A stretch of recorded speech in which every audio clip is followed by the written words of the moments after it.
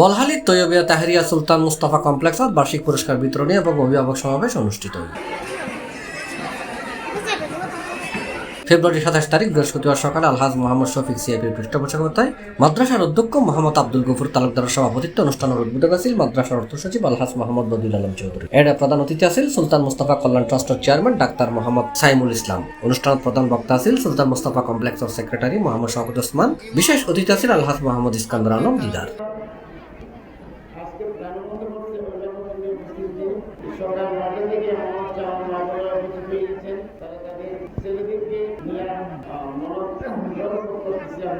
আজকের এই অনুষ্ঠানে আমাদের আমাদের শিক্ষার্থীরা সহ আমাদের প্রান্তীয় সম্মানিত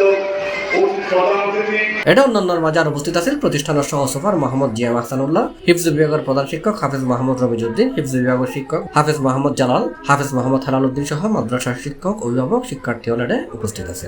ইমামতিতে খতমে তারাবির নামাজ অনুষ্ঠিত হবে। আমি আমার সংক্ষিপ্ত গজল বক্তব্য এখানে শেষ করছি। আমার সন্তানকে পরে বিভিন্ন প্রতিযোগিতায় অংশগ্রহণকারী বিজয়ী হলের মাঝে পুরস্কার বিতরণ করছি অতিথি হলে। C+ TV Chittagong.